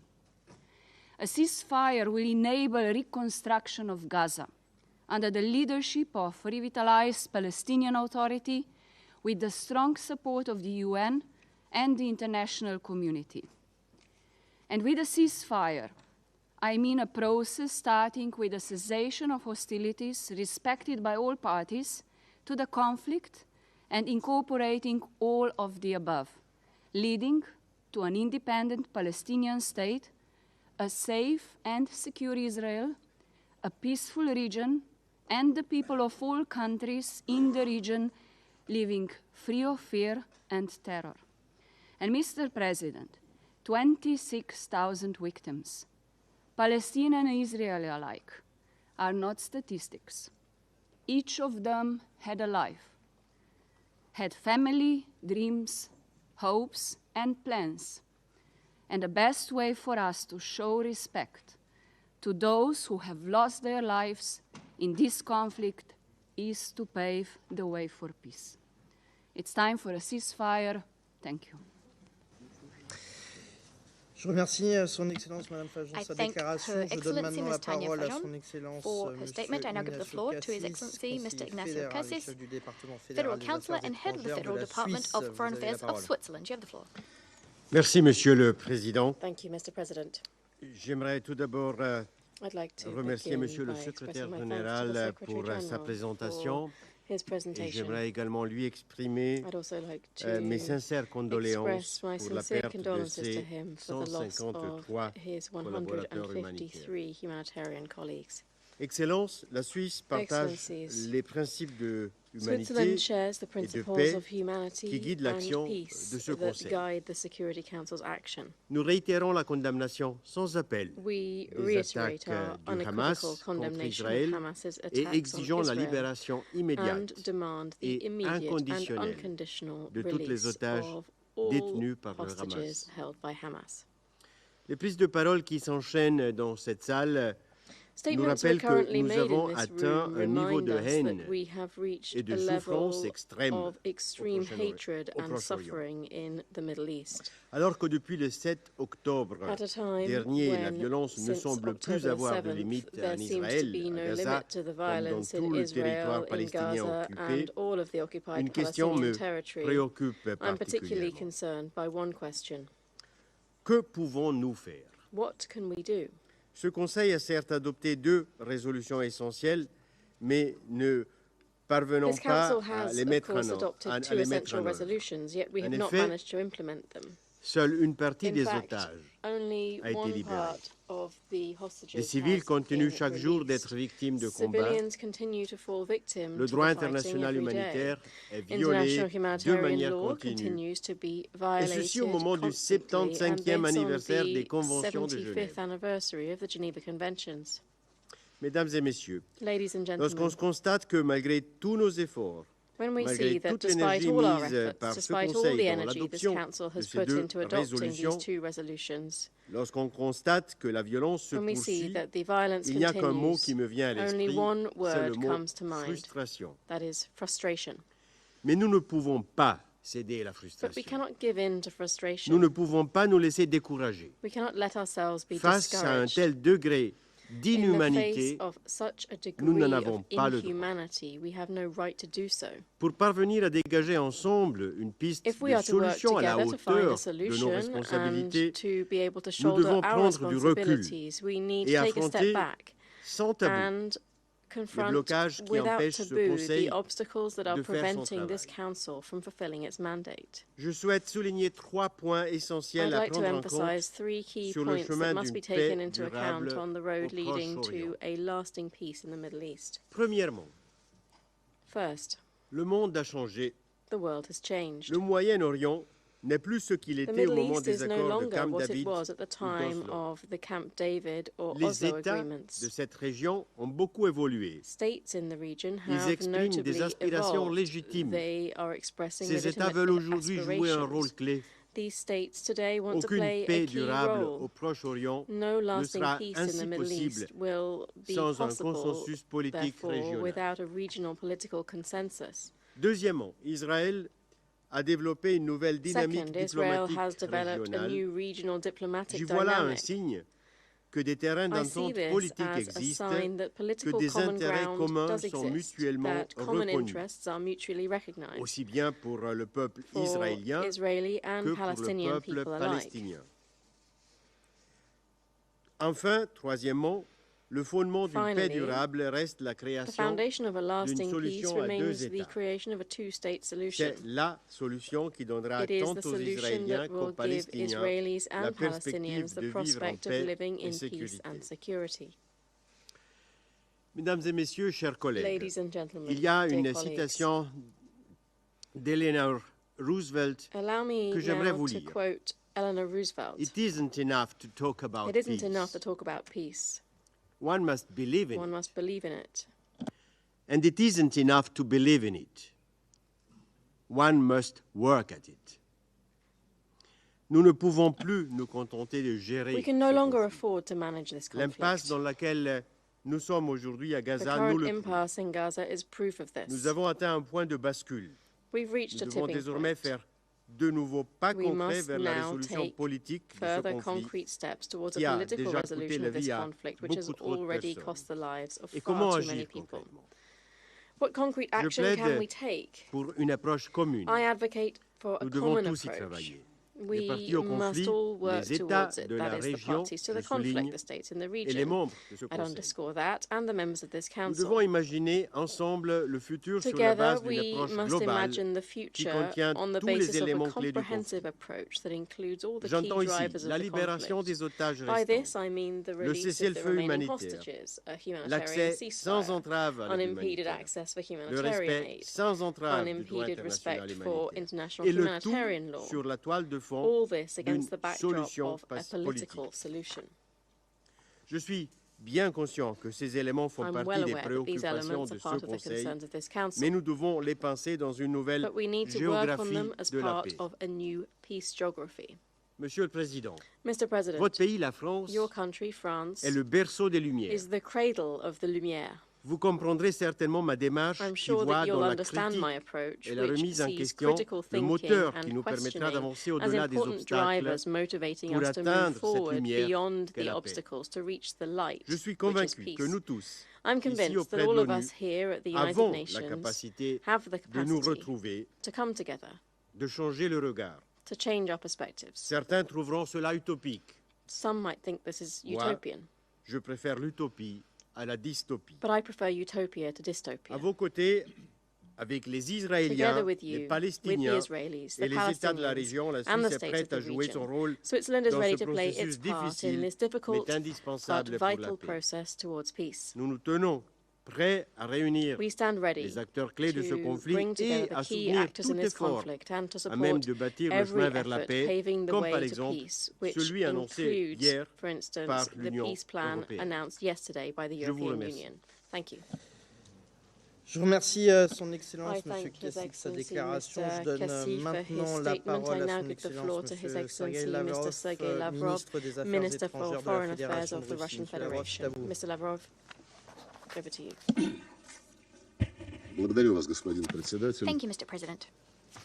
Уважаемый генеральный секретарь, дамы и Your господа. Excellency, Secretary General, ladies and Мы gentlemen, сегодня проводим заседание по today ситуации на we're Ближнем holding a Востоке, meeting about the прежде situation всего по in the палестинскому Middle East, вопросу. specifically on the Palestinian Заседаем question. мы и ведем дискуссию в поистине Our discussion драматический is taking момент. place Не только at a truly соображение большой dramatic политики, но time, и not just from the общечеловеческий мораль. viewpoint of Требует geopolitics, от but нас from the принятия viewpoint срочных of мер для прекращения огня the morality и of страдания humanity, людей which в compels us to Палестине. take urgent measures Равным to образом ensure a востребованы шаги, ceasefire and to end the направленные на suffering of people in недопущение Palestine. дальнейшей What's equally дестабилизации needed обстановки is в steps других towards частях avoiding Ближнего a Востока. further destabilization of the До situation in сих пор other наш parts of the Совет Middle не смог East. дать адекватный To ответ date, на the этот Council has not managed поистине to mount an судьбоносный appropriate вызов. response to this Причина truly известна, она fateful состоит в challenge, and we позиции know the Соединенных reason. Штатов, It's the position of the US. блокирующих все The US усилия и has blocked инициативы all по efforts and остановке initiatives кровопролития geared towards на ending the bloodshed оккупированных территориях. on occupied territory. Вызывает оторопь What's изворотливость shocking американской is just how дипломатии, wily которая American ветирует diplomacy is. резолюции о It прекращении oscillates огня, between то vetoing призывает resolutions к about снижению ceasefire интенсивности боевых and действий в Газе. calling, at the same time, calling for a reduction in the intensity of hostilities in Gaza. Without a doubt, this serves as carte blanche for the ongoing collective punishment of Palestinians. The day before this meeting, we made yet another attempt to achieve a response that stands in solidarity, a response on the part of the Council. We suggested adopting a presidential statement demanding an immediate humanitarian ceasefire. And yet the US and their allies blocked this document as well, thereby confirming that saving the lives of Palestinian civilians is not among their priorities. The humanitarian consequences of this policy are truly horrific. Almost 30,000 civilians have perished, including a large number of women and children. Northern Gaza has been practically entirely destroyed, practically uninhabitable. 80% of people in the Gaza Strip are IDPs. It's a true humanitarian tragedy, and there's no end in sight. There are shortages of all basic essentials on an abhorrent scale. I'd also like to draw your attention to a Jerusalem Post article dated 5th January 2024. It was penned by a professor from Ben-Gurion University, Ms. Nexon. She previously worked as a coordinator at the WHO, focusing on emergencies. The article draws on assessments from environmental experts, including Israeli experts. And according to these assessments, there are doubts that Gaza will be inhabitable one day after the conflict ends as a result of the bombardments, the soil, the subsoil, coastal waters, the air, all of them have been polluted on an unprecedented scale by the bombardments, by the chemicals that have been released, by the biomass, which is now rotting, as awful as that sounds, as well as other waste and sewage. There are no more natural, non-artificial water sources. Practically all of the sanitation infrastructure is gone. Roughly 20% of agricultural lands in Gaza will never be restored. We've seen tens of thousands of cases of diarrhea, acute respiratory illnesses, skin diseases, and other diseases as well. We've seen an uptick in the risk of an epidemic. No humanitarian access. The lack of humanitarian access has been recognized by the WHO as the main obstacle to the delivery of humanitarian assistance. Specifically, the WHO has had to call off 6 of its pledged humanitarian missions in the north of the Gaza Strip, starting from the end of December, because its requests were denied. Requests for access were denied. In order to alleviate the suffering of the people in the Gaza Strip, Russia, like other states, sent hundreds of tons of foodstuffs, medical equipment, and medicines to the Strip. We support the efforts of UN humanitarian agencies on the ground, and it's very unfortunate that they have also fallen victim to the war. Roughly 150 people have died. This is what the SG just told us about, and he said it's unprecedented in the history of the UN's participation in operations in conflict zones. We're particularly disquieted by the promotion of despicable ideas such as the forcible displacement of all Palestinians from their homes. Such a scenario is unacceptable. It should not be allowed to come to pass under any circumstances. What's also necessary is to put an end to the violence being waged by the Israeli army and Jewish settlers in the West Bank. We must also thwart any attempts to undermine the status quo of holy sites in Jerusalem. The Council's inability to take exhaustive measures means that the current escalation of the conflict in Palestine has metastasized across the region. Again, not without the nefarious participation of the US and their allies. Their military presence in the Middle East, just like in other parts of Eurasia, is creating new unacceptable risks to international security. We categorically repudiate the wholly unjustified aggression against Yemen, an aggression waged by the US and the UK without Council approval. Their actions are a direct threat to international peace. They're undermining a world order that's based not on the Anglo-Saxons' rules, but on international law, with the UN playing a central role.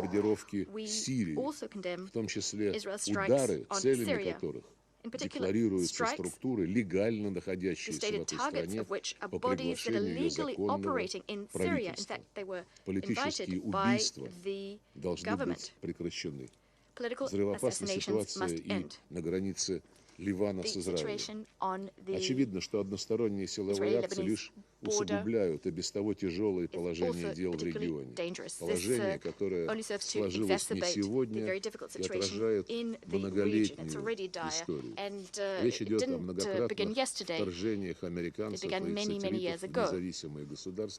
What we're referring to are repeated invasions by the US and their satellites in independent states, which resulted in hundreds of thousands of lives lost in Iraq, the destruction of Libyan statehood, the war in Syria, massive refugee flows, and an unprecedented rise in international terrorism. The Russian Federation will not accept terrorism in any shape or form. We categorically condemned attacks on civilians in Israel, which occurred on the 7th of October 2023. In contrast to our Western colleagues who practice double standards, we don't divide extremists into good guys and bad guys, into us and them. We insist on everyone currently detained in Gaza to be freed, irrespective of their nationality and their origin. Increasingly, what we hear are calls, especially from our Western colleagues, calls to focus not on today, but on the day after the Israeli-Palestinian conflict, as if the escalation in Gaza had already ceased, as if the situation there no longer merited the Security Council's attention. And yet the cunning logic of Western delegations is obvious, having blocked all Council efforts to call for a ceasefire, which is so acutely necessary. The US and their allies are trying to turn over this unsavory page in their history, a page in which they are participating in bloodshed being waged against the peaceful people of Gaza. Let me underscore, the UN Security Council needs to continue discharging its mandate and calling for a ceasefire. Otherwise, we have no guarantee that there won't be a resumption in hostilities, even an intensification thereof. Unless we have these guarantees, just like unless we see unstinting implementation of UN decisions about the establishment of a Palestinian state, all discussions about the day after are not only premature, they're aimless, and potential donors who could invest in the future reconstruction of Gaza understand this full well. When we do come to talking about the parameters of the day after, we should take the following two factors into consideration. They're of principal importance. First of all, the consolidated resolve on the part of the Palestinian people themselves. Palestinians have not had the opportunity to establish a state for decades, and they now deserve for this issue to be resolved. The first and the main prerequisite for this is the unity of the Palestinian nation. We believe that our Palestinian brothers and sisters will exhibit strategic wisdom and will eschew any short-term considerations, any internecine fighting, which might impede nation building. Palestinians should decide for themselves what their future state will look like, who will govern and how they will govern in that state. I think that's what our Western colleagues call democracy. Decisions imposed by external forces and our Western colleagues cherished social engineering are categorically unacceptable. And yet, what's just as important is the unity of all external players. They should be guided not by their political interests in the region. They shouldn't try to pursue these interests through various Palestinian fractions. What they should be governed by is the desire to find the solution to this centuries-old conflict as swiftly as possible. The Russian Federation had made a contribution to achieving this objective. They could become part and parcel of a new effective mediation mechanism which could enjoy the trust of Palestinians and Israelis alike, and we will continue working on that. Another key factor is the unshakable nature of the two-state formula for settlement of the Israeli-Palestinian conflict. It's imperative that we implement it as soon as possible. We are concerned by the Israeli leadership calling this formula into question. We'd like to draw your attention also to nebulous statements on the part of the State Department about this topic. It seems that Washington is once again relying on its supposedly effective, but in practice defeatist, bilateral diplomacy, hoping to somehow fix favorable parameters of the Middle Eastern settlement in the run-up to the November elections, without any regard for the long-term consequences. We've seen this time and time again. Each time the U.S. pursues its overconfident unilateral policy in the Middle East, their separate shuttle negotiations with regional players, together with the financial promises the U.S. makes, all of this always ends in ever bloodier escalation. We're seeing this time as well. Washington buried the Middle Eastern Quartet, and since then it has been consistently blocking all international efforts to de-escalate the situation at the Council. The American leadership is cynical and short-sighted. This is well illustrated by a statement from Mr. Sullivan, National Security Advisor, who said 1 week before the 7th of October that the Middle East has never been quieter than it has been in the last 2 decades. Colleagues, the world is waiting with bated breath, and I'm referring to Western colleagues. The world is waiting for you to realize that your stubborn disregard for multilateral diplomacy, your outright sabotage thereof, are always, time and time again, resulting in defeat. The Russian Federation, much like the overwhelming majority of members of the international community, sees, and it's obvious that the logic of confrontation on the Palestinian question can only be overcome through collective efforts, underpinned first and foremost by the interests of states in the region. They are what should determine the fate of Palestine. Such green shoots are already visible. We've seen the start of normalization of relations between Iran and Saudi Arabia with support from China. We've seen Syria return to the League of Arab States, and dialogue is being established between Damascus and Ankara. any international mediation efforts should be geared towards not interfering in these processes, not turning the region into a forum for an international geopolitical battle. It should be geared towards creating the most conducive conditions for restoring trust between countries in the region. This is what Russia's initiatives are geared towards. After this acute phase of the crisis is over, консультации на министерском уровне should, для консолидации позиций ключевых региональных игроков и выработки выработки на этой основе практических шагов по содействию восстановлению палестинского единства. На следующем этапе будет востребован формат международной конференции по ближневосточному регулированию, о чем говорили выступавшие до меня многие представители. Цель такой конференции – провозглашение палестинского государства, выработка мер по обеспечению надежной безопасности Израиля и по нормализации его отношений со всеми арабскими и в целом мусульманскими странами. Кстати, с идеей создана такой конференции Россия выступила в этом зале, And in fact, Russia put forward the idea of convening such a conference, if my memory serves me well, 15 odd years ago. Эта идея получит то внимание, которого она заслуживает. На столе остается и более широкая инициатива о создании системы коллективной безопасности в зоне Персидского залива и в целом на Ближнем Востоке. Система, которая закрепляла бы меры доверия, транспарентности и гарантии равной безопасности для всех стран региона. В России, как вы знаете, есть конкретные предложения, которые мы обсуждаем со всеми заинтересованными странами достаточно. Выше наше видение пути вперед. Но для начала, повторюсь, необходимо добиться немедленного прекращения огня на палестинских территориях. В заключение хотел бы еще раз призвать членов Совета не поддаваться увещеваниям про то, что у Вашингтона якобы все под контролем, что США решают вопросы на земле, и не откладывать в очередной раз до лучших времен вопрос о создании палестинского государства. Важно, чтобы Совет Безопасности не просто переподтвердил безальтернативность существующей международно-правовой базы по данному острейшему вопросу, но и наметил конкретные пути и сроки ее воплощения в жизнь. Это не просто обязательства, вытекающие из резолюции Генассамблеи и Совета Безопасности, из мадридских принципов и других решений.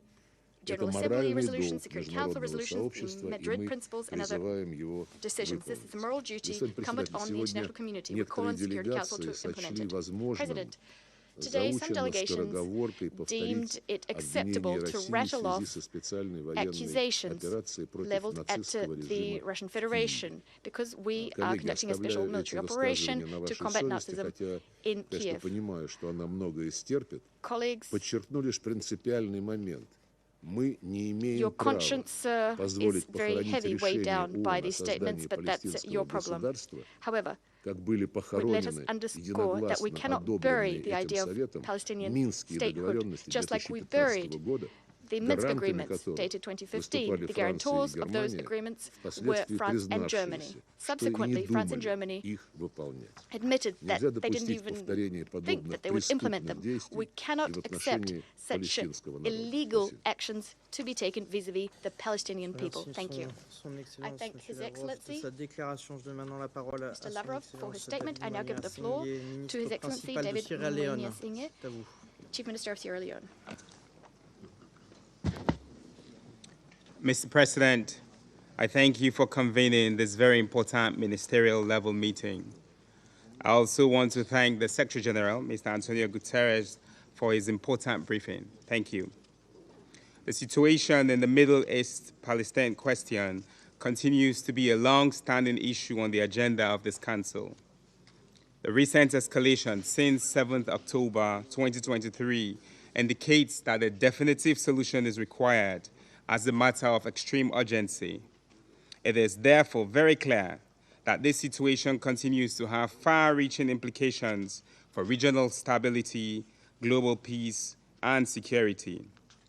Excellencies, global peace is possible, and we have to work together for it. This protracted conflict must be analyzed in the context of the continuing occupation by Israel of the Palestinian territories. A consensus must be vigorously and persistently pursued based on a just, mutually acceptable solution consistent with international law and the relevant UN resolutions.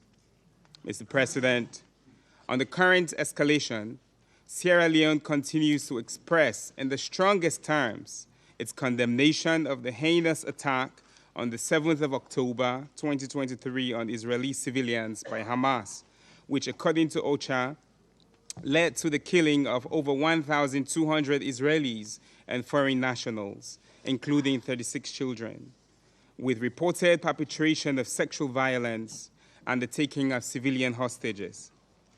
On this note, we emphasize that the persons responsible must be held accountable. Sierra Leone calls for the release of all hostages immediately and without conditions. Sierra Leone is gravely concerned about the escalation of violence in the Gaza Strip over the past 100 days. Violence that has led to the death of over 25,000 Palestinian civilians and the displacement of 1.9 million more, with women and children being the most affected. We deeply regret the unacceptable human cost. We regret the ultimate cost being paid by healthcare workers, the United Nations, other humanitarian workers and journalists. We express our deepest condolences to the families of over 150 UN personnel who have lost their lives in the cause of their duty, the vast majority of whom are UNRWA staff. Mr. President, Sierra Leone acknowledges the engagement of the Security Council since the start of the conflict and the significant efforts made in adopting resolutions 2712 and 2720. These resolutions reaffirm the need for parties to the conflict to adhere to their obligations under international law and ensure the protection of all civilians, in particular children. In between the adoption of resolutions 2712 and 2720, the Secretary General invoked Article 99 of the UN Charter, last invoked over 50 years ago, warning the Security Council of an impending humanitarian catastrophe in Gaza and called for an immediate humanitarian ceasefire. Although the Council fell short of demanding a ceasefire, Sierra Leone welcomes the reports of the Secretary General on the implementation of Resolution 2712 as mandated in Resolution 2720. The report informs of the appointment of Ms. Sigrid Kaag, Senior Humanitarian and Reconstruction Coordinator for Gaza, and also outlining some of the progress made in curtailing the existing humanitarian catastrophe in the Gaza Strip. We welcome Ms. Kaag's appointment, and Sierra Leone looks forward to engaging her in the near future. For the many civilian lives lost, at risk, or in serious discomfort, Sierra Leone calls for an immediate humanitarian ceasefire in Gaza. This will guarantee the safety of all civilians, protect civilian objects, and allow for the flow of unimpeded humanitarian assistance to those in need. For any humanitarian operation to be effectively successful in the Gaza Strip, securing a full and comprehensive ceasefire is the minimum required. Mr. President, before I close, and in addition to calling for an immediate humanitarian ceasefire, Sierra Leone wishes to make the following critical observations. First, Sierra Leone expresses deep concern that the continuing military operation of Israel has been followed by a rhetoric of forcible displacement of Palestinians by Israeli political actors.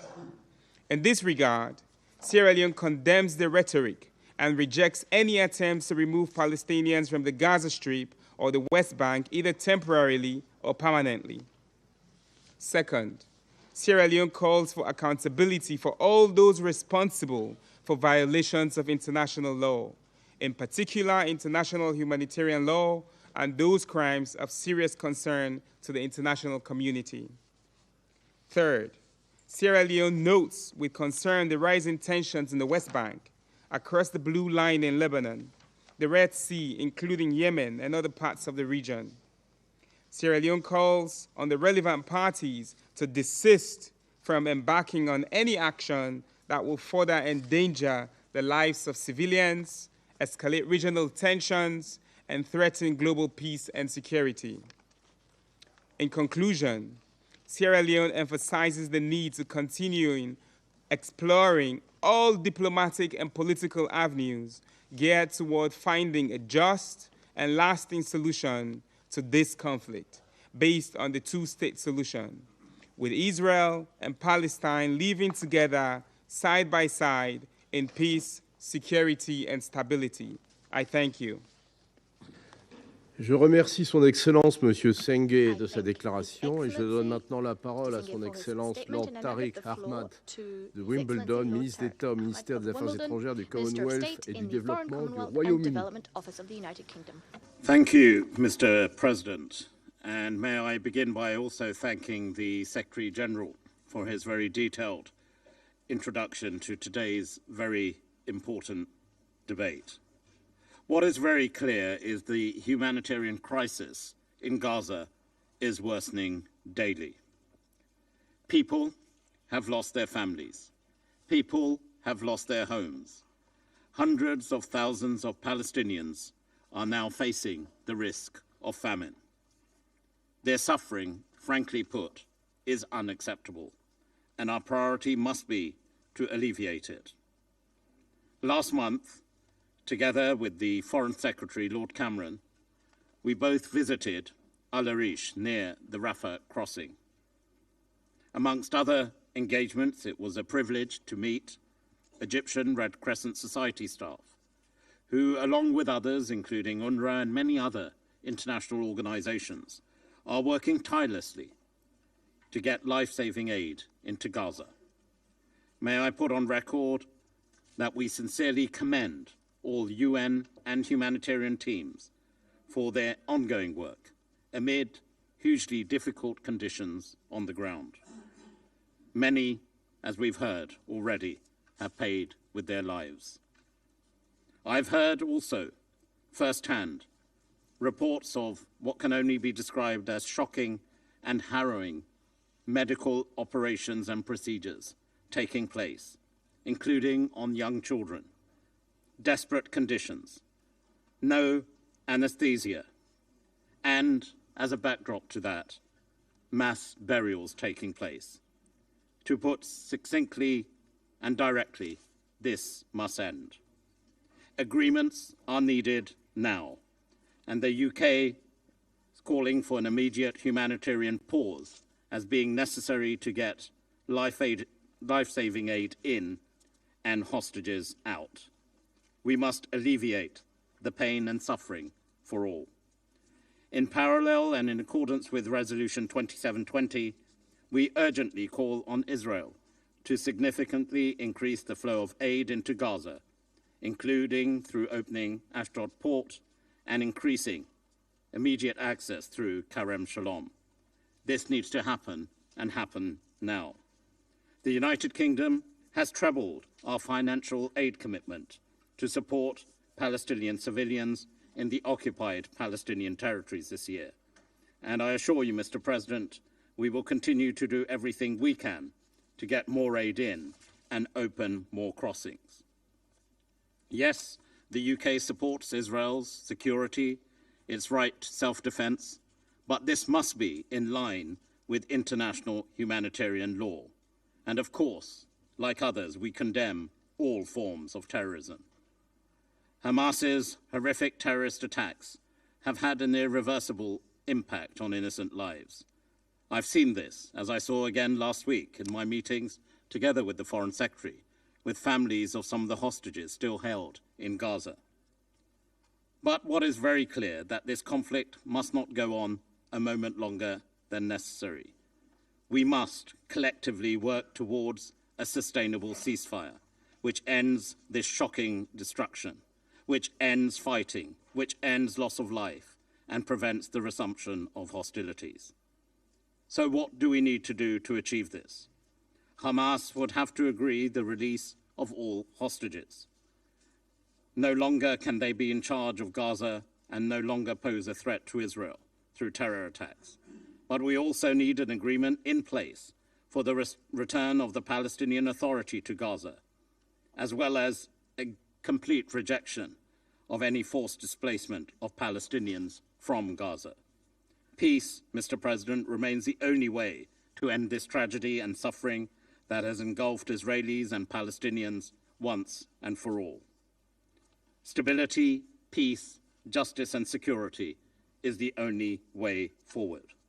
For a peaceful solution, 4 things must also happen. There must be a Palestinian-led government in Gaza and across the West Bank. There must be a concrete plan to help revitalize and support the Palestinian Authority. There must be a massive reconstruction plan for Gaza. And importantly, there must be a political horizon towards the delivery of a 2-state solution. It is now the time in this tragedy that engulfs us to grasp the moment, to choose hope over despair, peace over conflict, and again commit ourselves to working together to make that vision for peace a true living reality of 2 states, Israel and Palestine, side by side in the Middle East. Thank you, Mr. President. Je remercie son Excellence Lord Ahmad de Wimbledon de sa déclaration et je donne à présent la parole à son Excellence Madame Uzra Zeya, sous-secrétaire d'État à la sécurité civile, à la démocratie et aux droits humains des États-Unis. Monsieur le Président, thank you for convening us, and Secretary General Guterres, thank you for your briefing today. In November, I visited El Arish, and I saw the UN and humanitarian partners' life-saving work in action. Subsequent to that visit, the United States facilitated an extended humanitarian pause, during which hostages were reunited with their loved ones and more aid got into the hands of Palestinians in Gaza. Since then, Israel, Egypt, and Jordan, with U.S. encouragement and support, have also taken steps to expand the flow of assistance into Gaza, opening Kerem Shalom and establishing a new route from Jordan. But more needs to be done to rapidly provide assistance at scale for civilians in all of Gaza. We welcome the Secretary General's appointment of Sigrid Kaag as the new Senior Humanitarian and Reconstruction Coordinator charged with this mission. She must have the resources and support she needs because her success is the UN's success in Gaza, and the UN's role is irreplaceable. Secretary Blinken was pleased to have secured Israeli support for a UN assessment team to visit northern Gaza, including support for a surge in aid to civilians in the north who have largely lacked access to aid for more than a month and are increasingly desperate. We urge that visit to happen as soon as it is safe to do so, as it's a critical step to assess the humanitarian situation and enable the ultimate voluntary, safe return home for those displaced by the fighting. The perilous security situation in northern Gaza, driven by renewed Hamas rocketing of Israel and attacks, has delayed this assessment. We reiterate that there can be no forced relocation of Palestinians, and that Palestinian civilians must be allowed to voluntarily and safely return home with dignity as soon as conditions allow. Further, we reject calls for a relocation of Palestinians outside of Gaza and the dehumanizing language used by some officials on all sides of the conflict. We continue to convey to Israeli leaders that they need to do more to protect civilians and take feasible precautions to minimize civilian harm in line with international humanitarian law. Far too many Palestinian civilians have been injured or killed in Gaza since October 7. More needs to be done to protect them. UN and other humanitarian personnel are demonstrating extraordinary courage and also require greater protection. Many are themselves displaced. We mourn the loss of more than 150 UNRWA staff, the largest collective loss of personnel in the UN's history. Continued incidents during the past week demonstrate that deconfliction remains a serious problem. That must change. The United States joins other Council members in reaffirming that humanitarian personnel must be protected so they can save other lives. In addition, they require reliable access to telecommunication services in Gaza to do their jobs safely. We also remain concerned by the current intense fighting around major hospitals in western Khan Yunis. The protected nature of these facilities must be respected so they can continue to provide civilians with medical assistance. Hamas and other terrorist groups must not use hospitals or other civilian infrastructure to launch attacks, and civilians must be permitted to reach hospitals.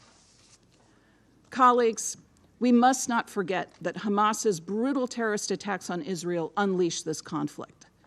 The eyewitness accounts of Hamas atrocities and conflict-related sexual violence against innocent women are undisputed and horrific. Hamas's continued abhorrent use of Palestinian civilians and hostages as human shields, and its repeated statements affirming their intent to repeat the October 7 attacks underscore why we can never go back to the pre-October 7 reality in Gaza. There also can be no progress towards a durable peace without resolution of the hostage crisis. More than 100 individuals are still held in Gaza by Hamas and other armed groups who continue to be kept from their loved ones and are denied access to humanitarian services. For more than 100 days, hostages and their families have lived in agony. No one should have to endure even one day of what they've gone through, much less over 100.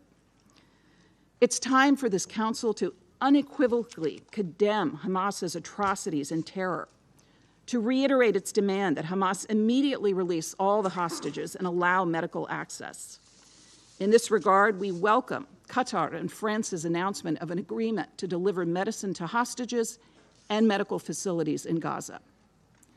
Colleagues, the United States has repeatedly warned Iran and its proxies not to engage in opportunistic attacks that risk instigating a wider conflict. We condemn Iran's attacks on locations in Iraq and Pakistan, which harmed and killed civilians. We also condemn the Houthis' attacks on commercial vessels in the Red Sea, which Resolution 2722 rightly demanded must cease. We know that without Iran's support, the Houthis would struggle to track and strike commercial vessels. We seek a diplomatic solution along the Blue Line that would allow civilians in Israel and Lebanon to return home. We again call for full implementation of Resolution 1701. And let me be clear, the United States will continue to take defensive actions as appropriate and in line with international law to protect our personnel and interests in the region. We're also deeply troubled by the situation in the West Bank, where forced displacement and unprecedented levels of violence by extremist settlers present an urgent threat to peace and stability. We condemn killings of Palestinian civilians, and we urge Israel to prevent and investigate settler violence, as well as hold perpetrators accountable. Colleagues, as we respond to the Gaza crisis, a key component of U.S. diplomacy is to pursue a pathway both to a Palestinian state and normalization and integration between Israel and other regional states, some of whom join us today for this open debate. The goal is a future where Gaza is never again used as a platform for terror, and a future where Palestinians have a state of their own, Israel's security is assured, and Israelis and Arabs can live in peace. Secretary Blinken recently heard from regional countries a willingness to participate in the reconstruction of Gaza if there is a path to a Palestinian state. A stronger, reformed, and revitalized Palestinian Authority that can more effectively deliver for its own people in both the West Bank and Gaza must also be a part of the equation. I know this may be difficult to imagine at this difficult moment, but it's President Biden's firm conviction that two states with Israel's security guaranteed are the only path to durable peace, as well as the only guarantor of a secure and democratic Israel, the only guarantor of Palestinians' legitimate aspirations to live in a state of their own, and the only way to end this violence once and for all. To achieve this future, the Israeli and Palestinian people, as well as their leaders, must make hard choices. We do not purport to make these decisions for them, but we believe strongly that if they're willing to pursue these goals, they can help to usher in an era where Palestinians and Israelis can live side by side in peace. And on a final point, we lament that Russia ignored several council members' requests to condemn Hamas for their attacks on October 7th in the draft presidential statement circulated late last week. It's bewildering that this council still cannot condemn Hamas for its heinous terrorist attack that killed over 1,200 individuals from over 30 nations in Israel on October 7th, or that this council cannot, without qualification, reiterate its call for the release of the more than 100 hostages held by Hamas and other terrorist groups. Colleagues, we and others offered input to this product in good faith, and our input is consistent with what we've advocated for since October 7th. Russia's choice to reject these edits only underscores its cynical approach to the work of this council, as it chooses to try and divide the council rather than bring it together to address global challenges. Thank you. Je remercie Son Excellence Madame Zeya de sa déclaration et je passe à présent la parole au représentant de la Corée. Thank you, Mr. President. I wish to thank France for convening this important meeting of the Security Council, and I thank Secretary General Antonio Guterres for his briefing on the current catastrophe in Gaza. 109 days have now passed since the 7th of October, when 1,200 men and women, girls and boys, and young and old civilians in Israel were brutally massacred by Hamas. We once again condemn the heinous terrorist attacks by Hamas and urge the immediate and unconditional release of all remaining hostages.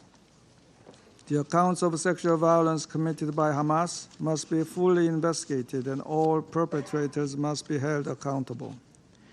We have also witnessed the extreme suffering of Palestinians in Gaza. Over 25,000 people have reportedly been killed during Israeli military operations in Gaza. 70% of those killed are women and children. Every day we see and hear their tears, their fears, their cries, and their pleas for protection under a backdrop of airstrikes, looming famine, and displacement. Mr. President, tragically, people can get easily accustomed and desensitized to ever-increasing casualty numbers. 100 and 200 sound different, while 24,000 and 25,000 may sound similar. No, they are not. They too had happiness and dreams like us. Everything they strived for is now under the rubble. UN workers have not been safe in this conflict either. UN staff have been lost in the first 3 months of this conflict, more than all those UN staff lost in conflict areas and terrorist incidents around the world in the last 12 years. For those who have survived in Gaza, the condition is beyond desperate. 85% of Gaza's entire population is internally displaced, with many families displaced multiple times. And as hospitals and UNRWA facilities are besieged or under constant attacks, there is no safe place, even in the so-called safe zones. Humanitarian assistance is not enough, and even the insufficient volume of humanitarian aid is constantly met with obstacles and entry impediments. Mr. President, in this regard, the Security Council has adopted 2 resolutions. However, there has been little progress on the ground. Once again, we call for rapid, safe, unhindered, expanded, and sustained humanitarian access into and across Gaza, in line with Security Council Resolution 2720. This Council has repeatedly urged compliance with international humanitarian law, of which the core pillar is the protection of civilians. However, this call has not been heeded during this conflict. As such, we call for a sustainable humanitarian ceasefire. All hostilities by all parties must be ceased. All hostages must be released, and sufficient humanitarian aid and commercial goods must be able to enter Gaza. Only based on these conditions can the ongoing agony of Palestinians and the insecurity of Israelis be resolved, and sincere talks for the realization of the two-state solution can begin. To achieve this goal, all non-state actors in the region should also cease their provocative actions. Any action that hinders navigational rights and freedom by the Houthis must immediately and unconditionally stop. At the same time, parties across the blue line between Israel and Lebanon must exercise the utmost restraint and heed to the ongoing diplomatic efforts. Mr. President, Israel's right to security and the Palestinian people's right to live on their own land are inherently interconnected. The permanent security of Israel can only be guaranteed when both Israelis and Palestinians are able to live side by side in peace within secure and recognized borders, consistent with international law and relevant UN resolutions. In this connection, any forcible transfer of Palestinians or resettlement of Gaza is simply not acceptable. Settlement activities, as well as settler violence, must also stop in the West Bank. Any attempts against the realization of a two-state solution must be rejected. At this perilous juncture for the region, a sustainable humanitarian ceasefire can serve as a meaningful starting point for the resumption of vital talks to realize the common aspiration of the Palestinians, Israelis, and the people of the entire world. I thank you, Mr. President. Je remercie le représentant de la Corée de sa déclaration et je donne à présent la parole au représentant du Mozambique. Thank you, Mr. President. Mr. President, Mozambique wishes to praise the French presidency for convening this important open debate on the situation in the Middle East, including the Palestinian question. The French initiative is particularly timely as it translates our collective concern over the unfolding catastrophe in the Gaza Strip, especially in its humanitarian dimension. We convey our most sincere appreciation to the United Nations Secretary General, Mr. Antonio Guterres, for his briefing to the Council. On these and other matters, he has been the voice and the conscience, not just of our organization, but also of the international community at large, particularly when invoking Article 99 of the Charter, drawing the attention of the United Nations membership and the entire world to the humanitarian plight that befell the Palestinian people.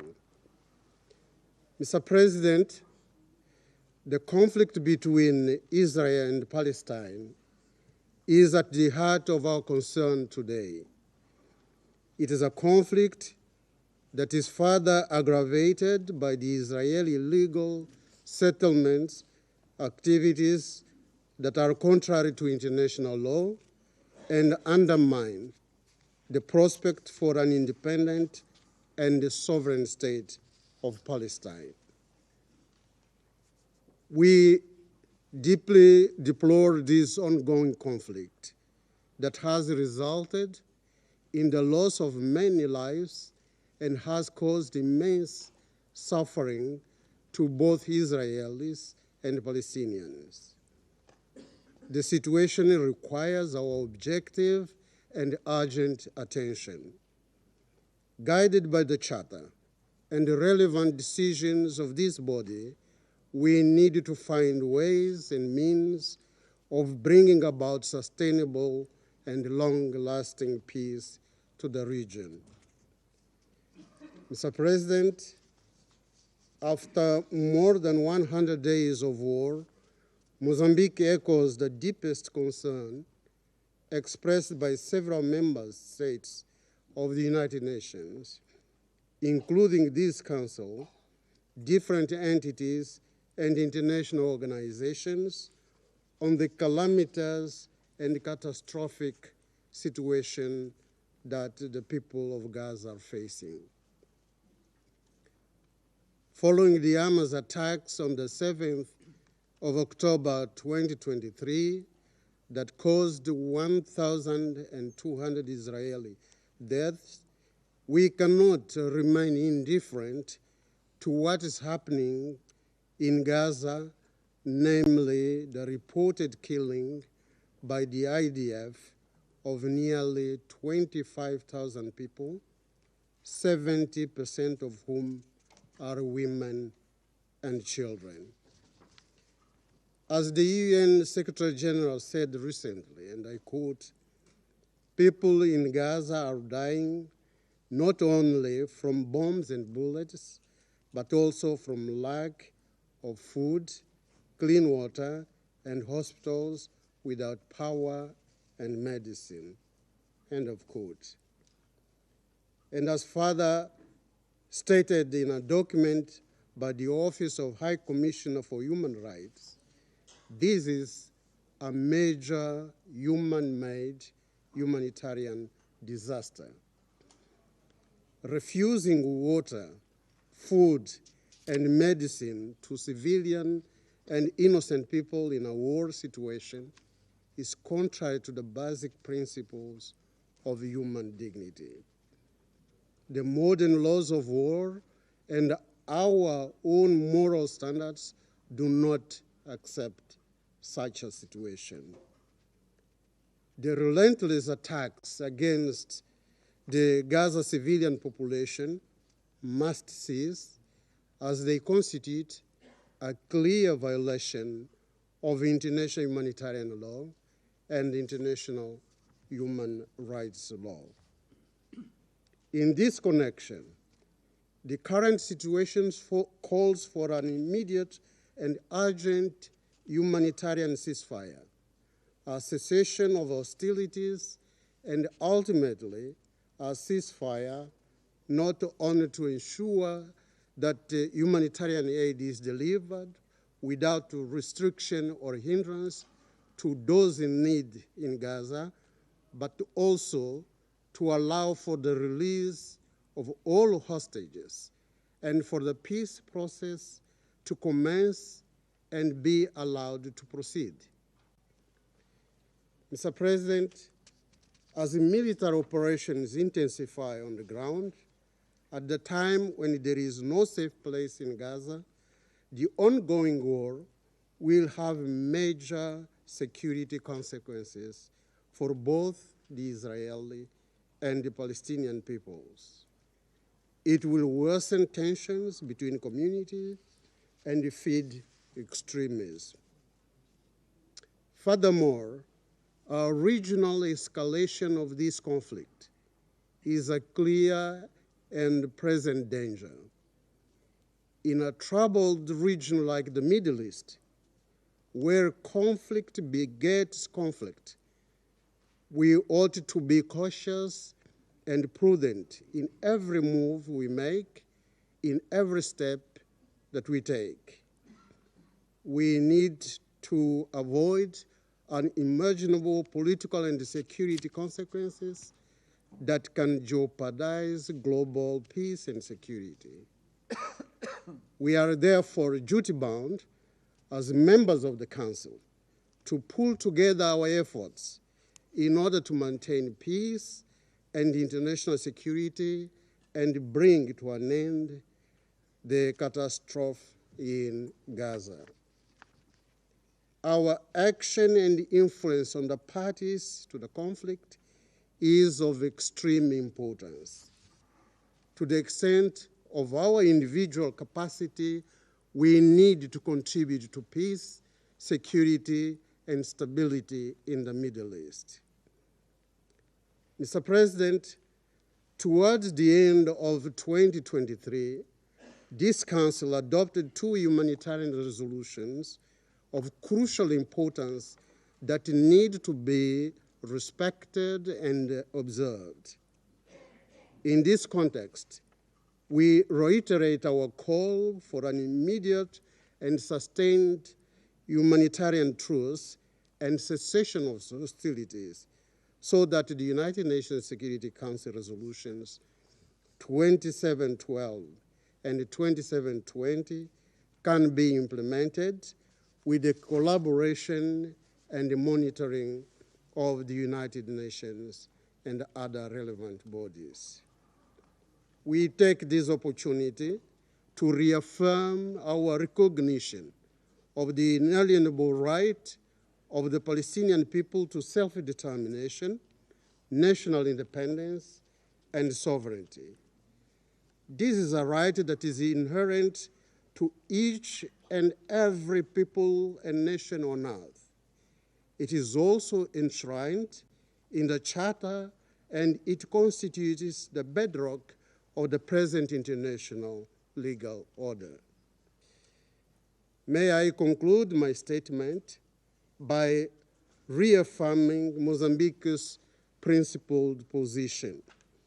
We strongly believe that the foundation for a lasting peace and security in the region resides in a two-state solution for Israel and Palestine, with both states living side by side in peace and security as good neighbors in accordance with the United Nations Charter, Security Council, and General Assembly resolutions. I thank you.